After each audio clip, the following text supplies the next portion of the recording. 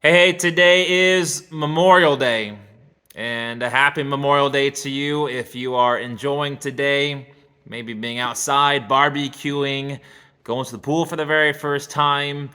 Today it's a good day, but also spend some time remembering and being thankful for those men and those women that paid the ultimate price to defend our freedom, to defend our right to worship as we choose, to defend, the greatest country in the history of the world. And I know this last week with the terrible tragedy down in Texas, it's strange to say that America is the greatest country, but we do. We live in the greatest country. And yes, we have issues. Yes, we have problems. And yes, we need to continue to figure out ways to make our country and this world a little bit more like God's kingdom. We do that, and when we pray the Lord's Prayer, every time we pray the Lord's Prayer, we are praying that we bring God's kingdom down here on earth, and we should continue to work for that and strive for that. But this country, America, and what it stands for, and the good things that it does in the world, I'm thankful for it. And I'm thankful for you, especially for those that have served this great nation, that have helped defend all the good things that the United States stands for.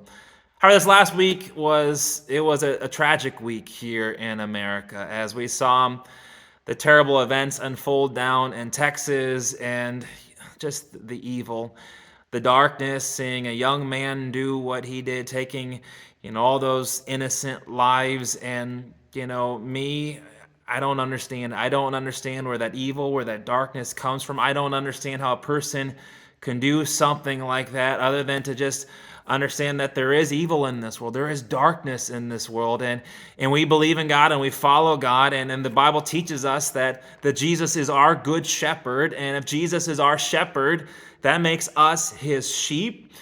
And we know that sheep, when it comes to sheep, there are predators. And we know that Satan is real. The devil is real. And the devil, in so many ways, acts and operates like a wolf.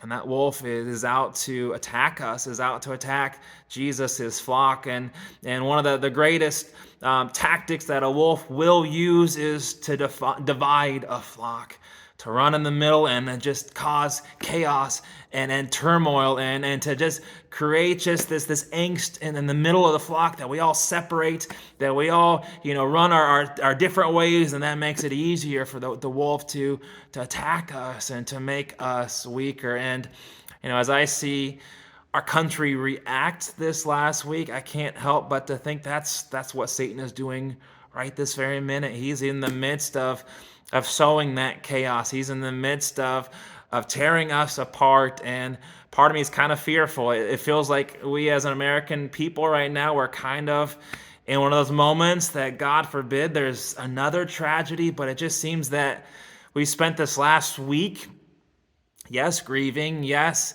just feeling the emptiness and the sorrow, seeing the terrible tragedy unfold. But more than that, pointing fingers. And it didn't even take more than 4 hours before some politicians were on TV and blaming the other side. And I've got friends on Facebook that wrote these long rants blaming other people, blaming friends. And it's just this is not helpful. It does not cause us to find the solutions that we need to find.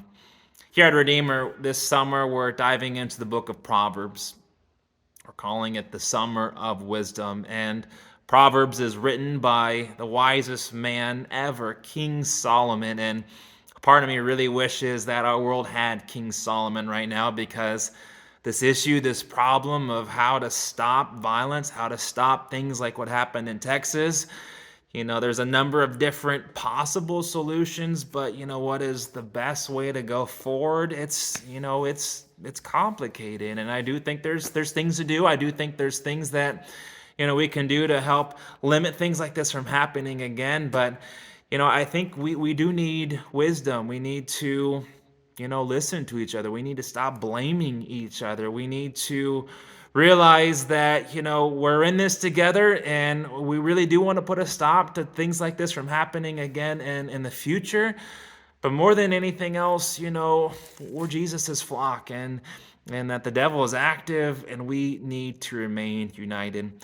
Like I said, we're focusing on the book of Proverbs this summer, and I'd love to have you join us for Sunday worship, but Proverbs has a lot to teach us in this moment, trying to think about, when we react so often, when tragedy happens, we react instinctively, and we say things, we do things in the moment that can be brash, can be harsh.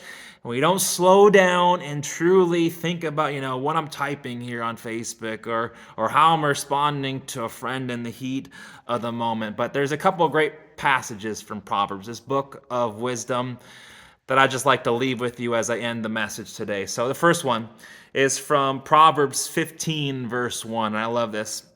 Proverbs 15:1 says, "A soft answer turns away wrath, but a harsh word stirs up anger." It's a good one, and I think very appropriate for right now. And also from Proverbs 16:24, "Pleasant words are like a honeycomb, sweetness to the soul and health to the body."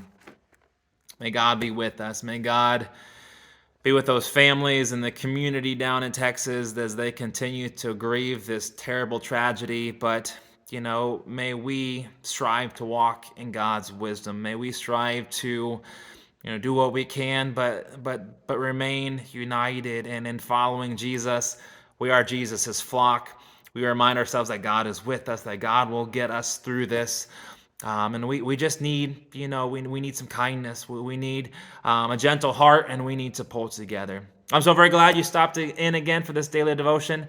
Happy Memorial Day. I hope to see you again next Monday.